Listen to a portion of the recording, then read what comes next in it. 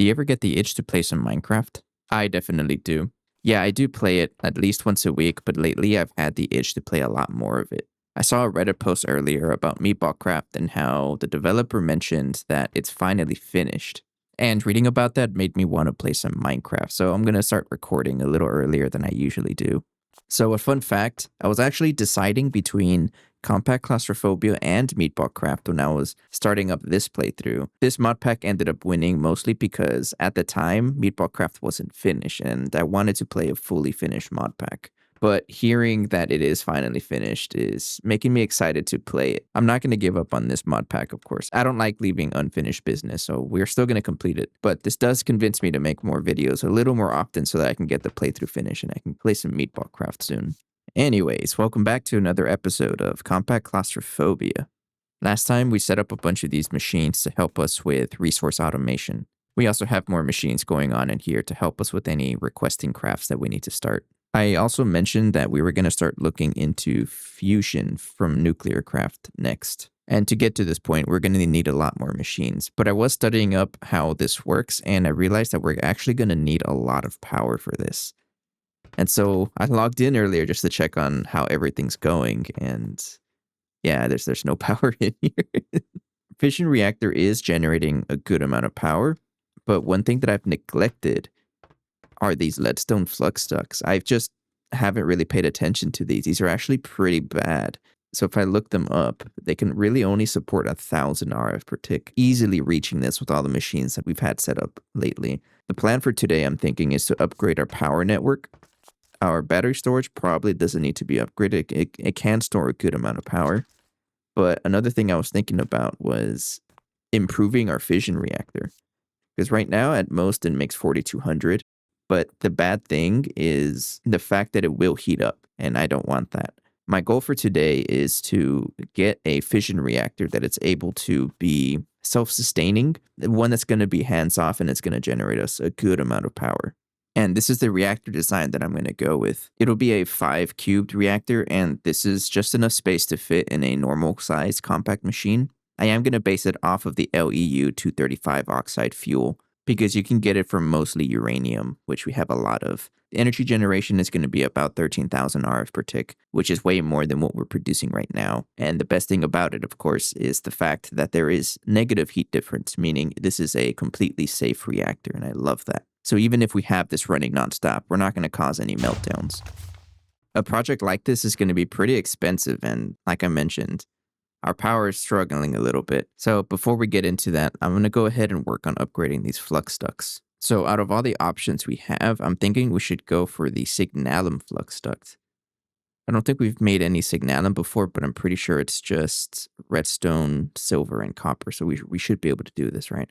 And this is going to give us a capacity of 16,000 RF per tick, which is going to be more than we're generating. So this should be good enough for a while. The next tier is resonant, but I think this one's going to need ender pearls and platinum. I'm not quite sure how to get platinum yet, so we might be a little bit away from that, but we'll stick with the signalum ones first. We will need a couple machines, like the fluid transposer to put the destabilized redstone into these flux ducts, and a magma crucible to be able to melt the redstone.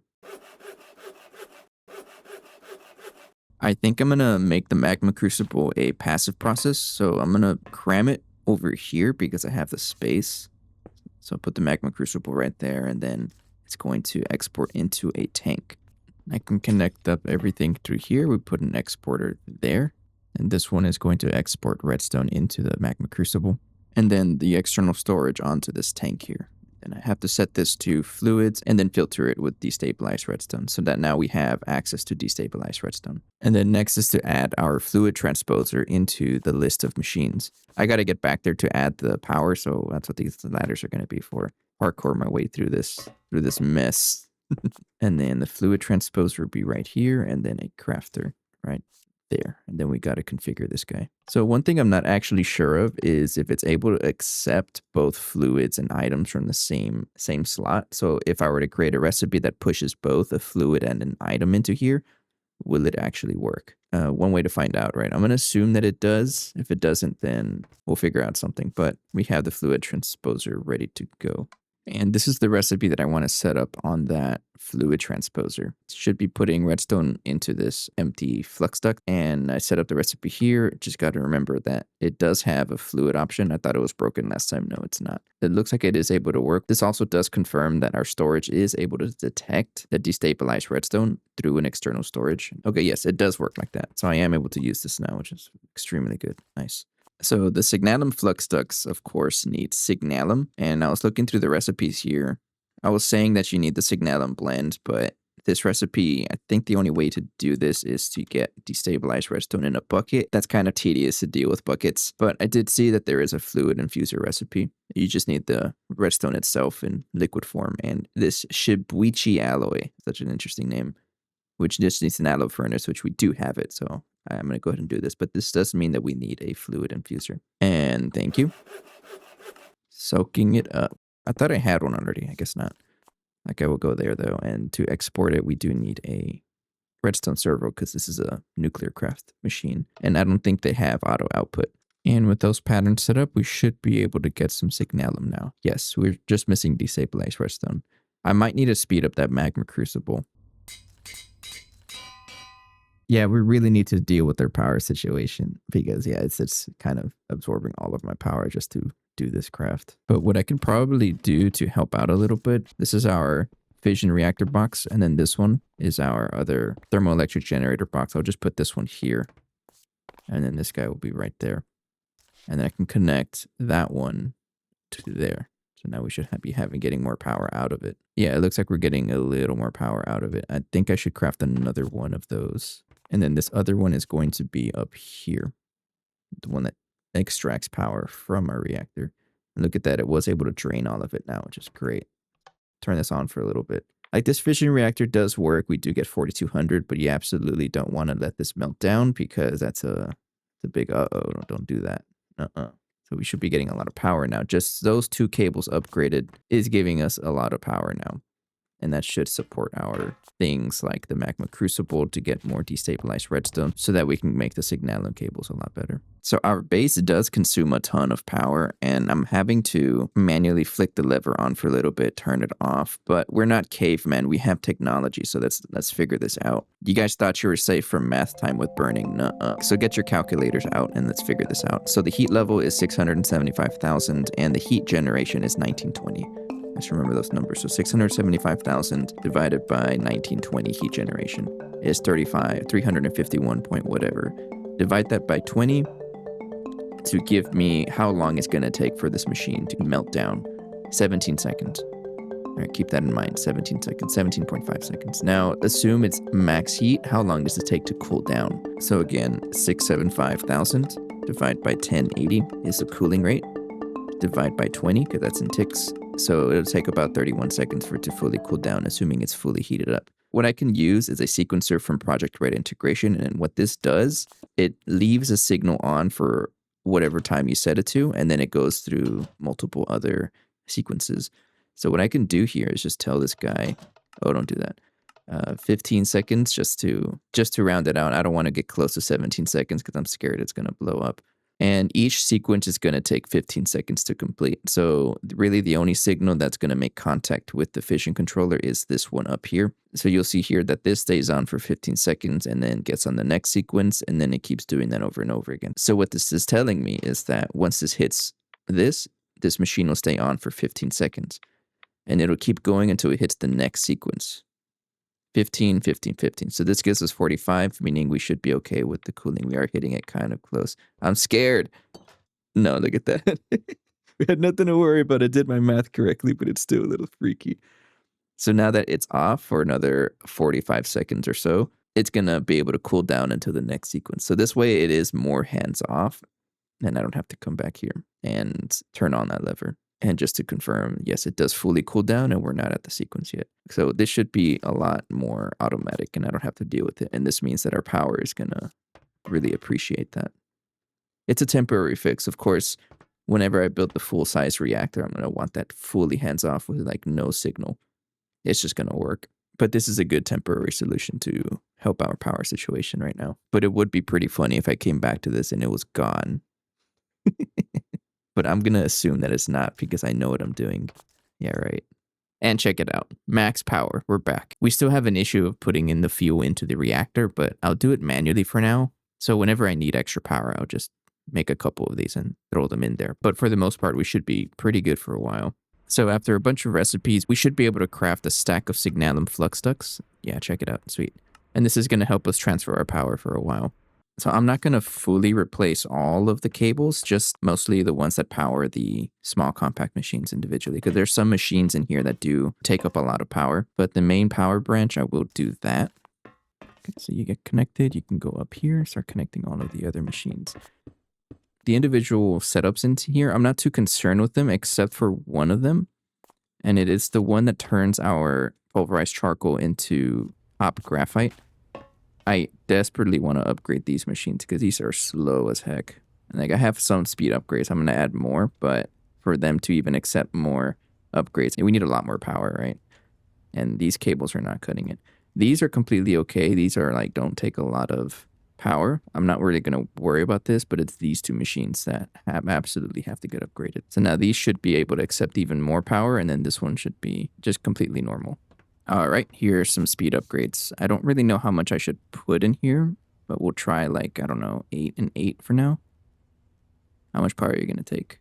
90. That's not a lot. If you're ever playing with Nuclearcraft, you should really know that you want to be pairing energy and speed upgrades together, because if I just took off the energy upgrades, yeah, 810 versus 90. No, you don't want that happening. So this is going pretty quickly, but this guy is going pretty slow. So even with 4 and 4 upgrades, this thing's already consuming 200. And it was like a big reason why our power was shutting down, because this guy is definitely a power hog.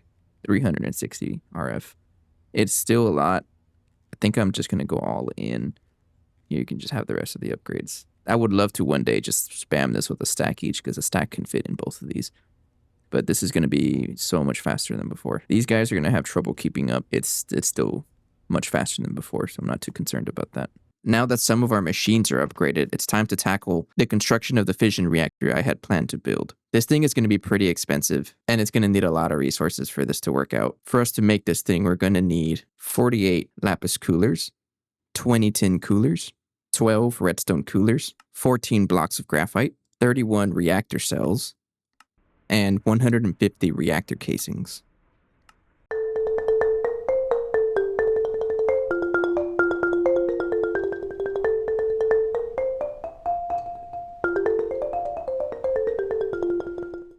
I now have a fission reactor in my pocket. I forgot to mention it in my list of stuff to craft, but I also got a couple of these fission reactor ports. They're going to let us access the power output and the fuel input and depleted fuel output. And I actually forgot to craft a fission controller, so let's just steal this one.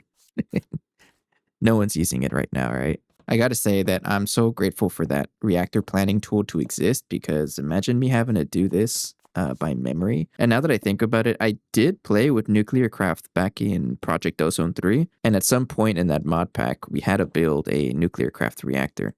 At the time, I was still a little fresh with, anything to do with modded Minecraft. I really did throw myself into the modded scene, right? Because it's like one of my first mod packs, and it's an expert pack. And so I guess that kind of set the stage to me playing more expert packs. And I know I've talked about it before, right? Like how it's just a very common thing that people that are in the STEM degrees or any like science, math related field of study, I guess, tend to stick to these kinds of mod packs. It's pretty funny.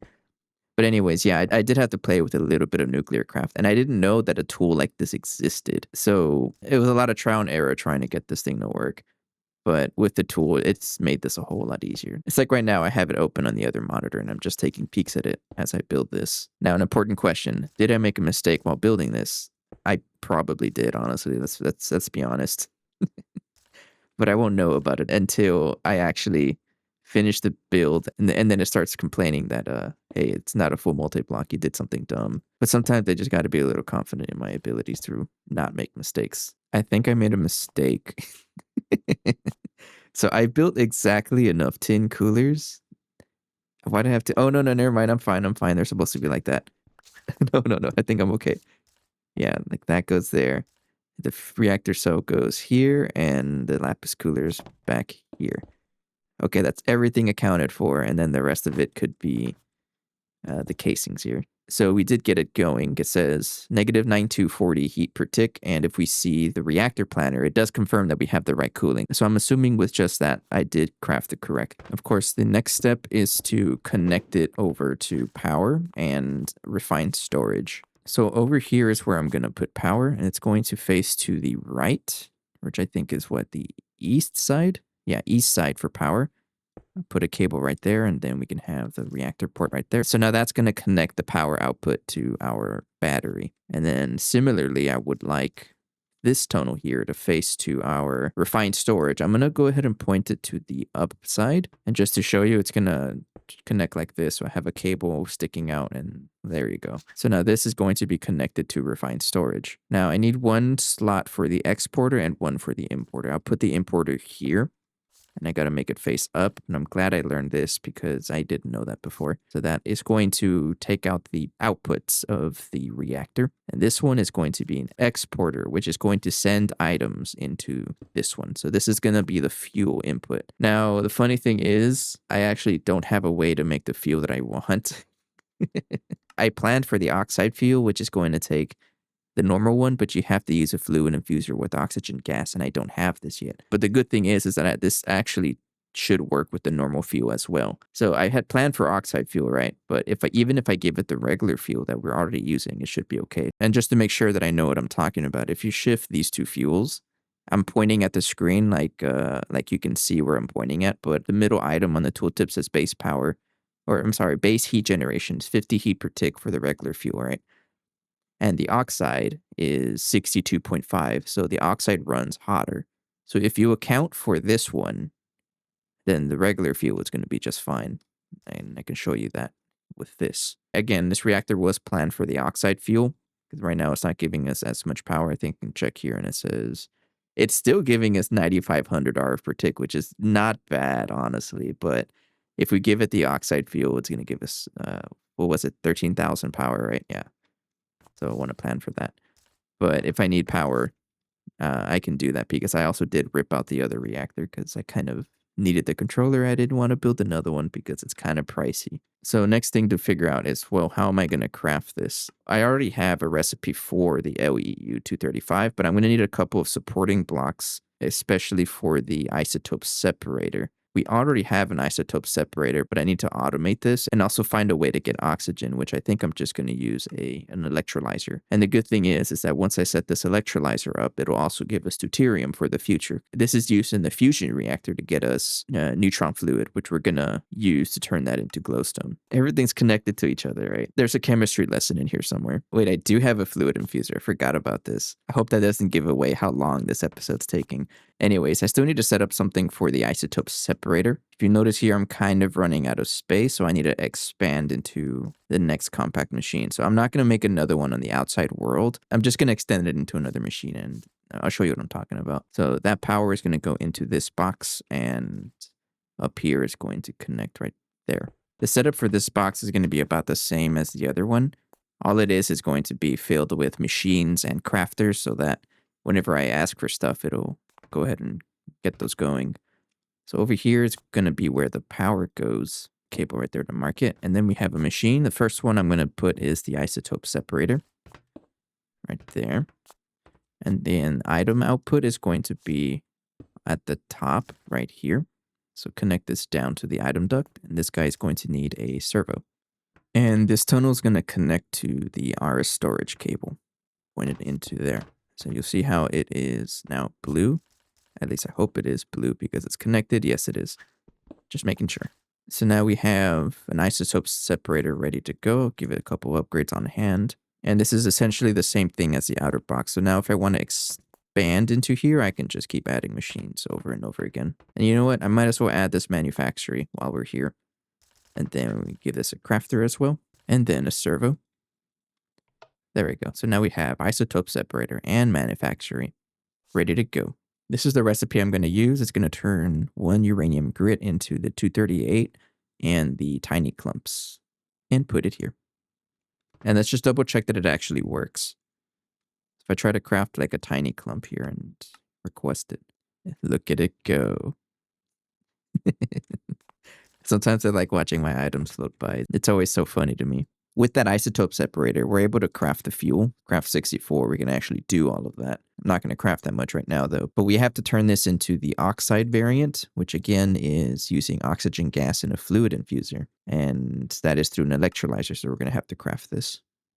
And there we go. I'm going to go ahead and put this thing in the passive box. I'll leave it right there.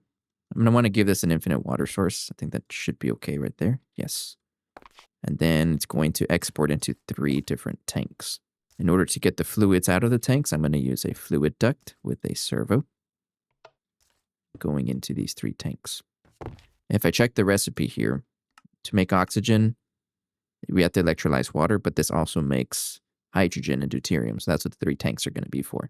And it's running. It's just that it's super slow. Oh no. Is there a way to see how fast this is? Oh yeah, it even tells you base process time 240 seconds and 40 RF per tick. So we definitely need to upgrade that. I'll take care of that. But first, I do want to upgrade these tanks to reinforced as well, just so that they can store a lot more fluid. I think I remember there being a way to set the outputs to void excess. I think you have to go into here and then output tank configuration. Yes, tank setting default. Yes, void excess. Always do that. So these 3 are being used, so I'll just do void excess so that the machine doesn't stop if one of these things are full. Okay, I got a couple of speed and energy upgrades. How much improvement is this going to make? That's a lot of power, but it's also really fast. I don't think I want to do that. Half? That's still a lot of power, but we should begin. You know what? We are generating a lot of power. Do it. There's no way that our leadstone cables can support that much, though, so I'm going to have to replace them with signalum. That shouldn't be too bad. I can just do that. This one needs to get replaced as well. And then the one plugging into this box is already signalum, so we should be getting the power now. Let me double check. Okay, so we should be getting some stuff now. Now we have these 3 fluids, and I'm going to go ahead and connect them to external storage. And then we have to set the filters. That's what this reservoir is going to be for. So this one is going to be for the, fluids, like that. This one's going to be for hydrogen. This one will be for, and oh, it broke. Uh-oh, I may need to set some filtering. The fluids are getting mixed up everywhere.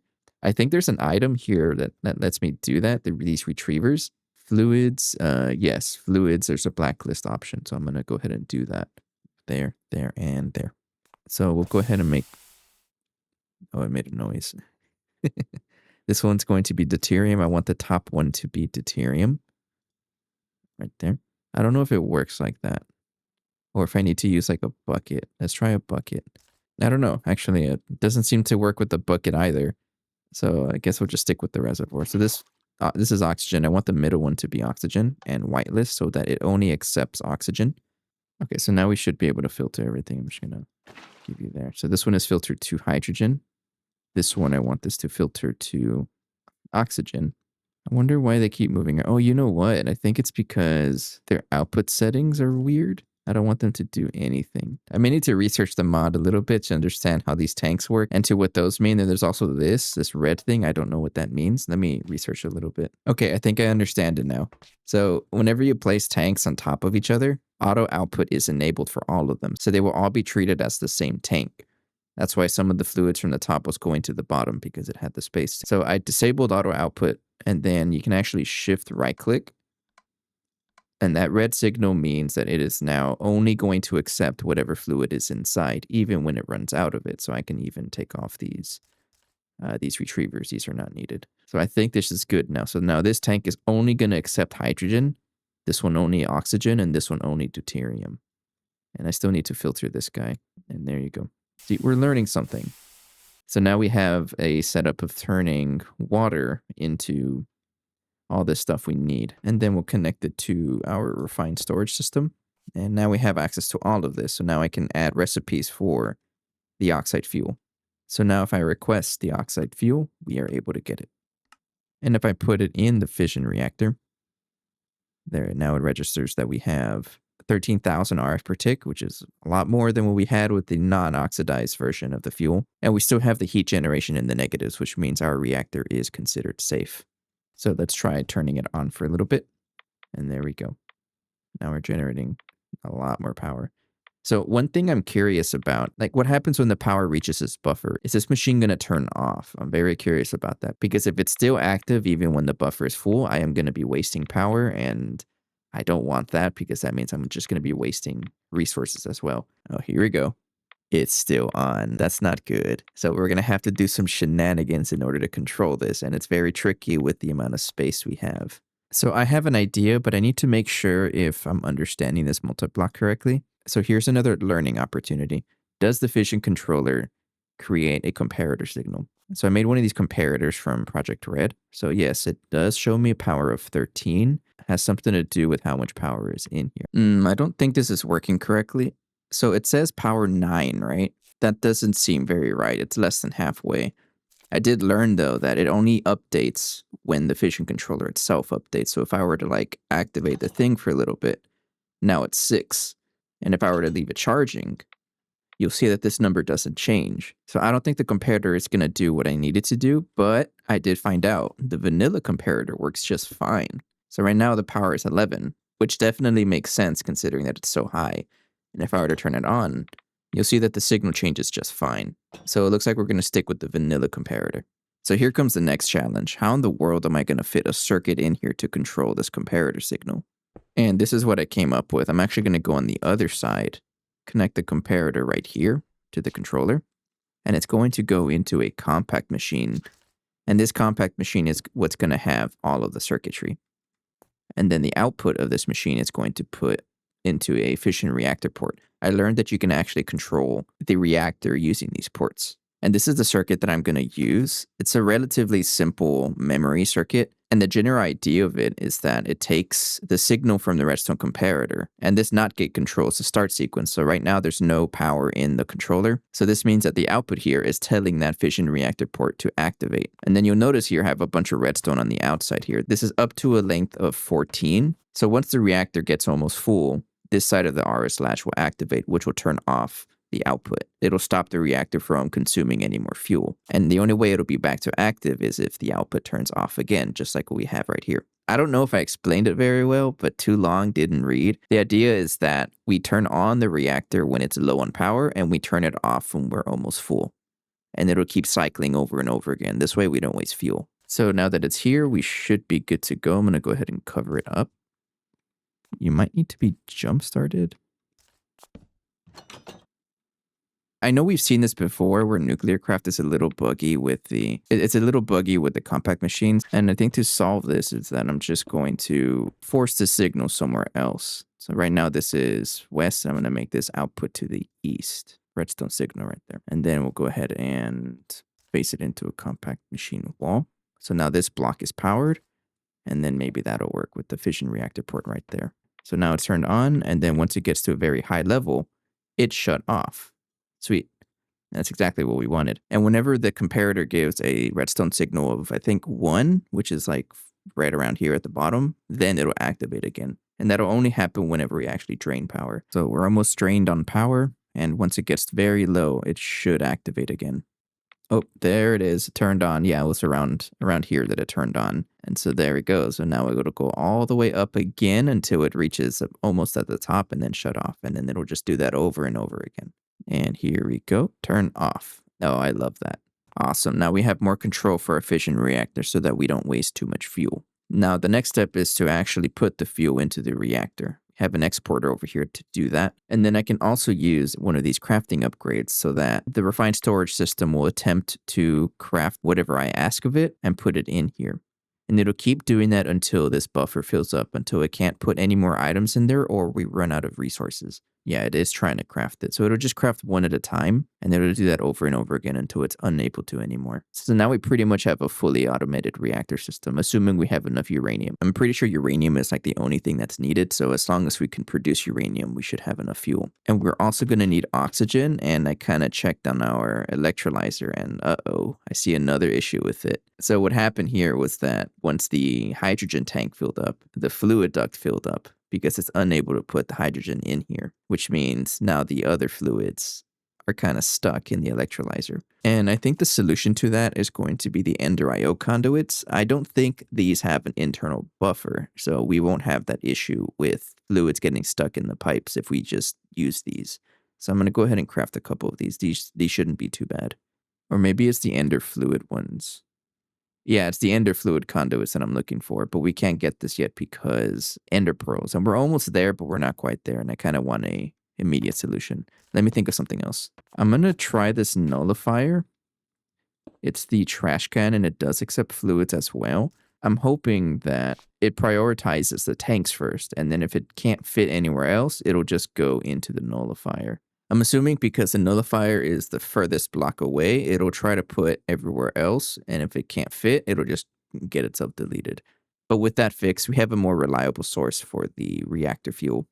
And here I can show you that we already have 11 in there without me having to do anything. But with that said, I think it's time to wrap up for today. We got a lot of good progress today. I was able to get a fully functional 5x5x5 reactor crammed into this small box. And we even set up a way to control the activation of it so we don't waste our fuel. And then we also set up a way to auto-craft this fuel. So now we have a fully functional 13,000 RF per tick without me having to do anything. That's so much more power than I was producing before. And then we also put together this little electrolyzer so that it gives us our oxygen for the fuel and also some deuterium for the future. So all in all, we're making pretty good progress. And I'm thinking for the next episode, it might be finally time to tackle the fusion reactor like I've been saying for a while. Really, the only thing stopping us from making it was the lack of power, and that was addressed this episode, so I'm pretty confident we'd be able to get it next time. But for now, I will call it a day. I appreciate your time and support. Take care. See you guys in the next episode. See ya.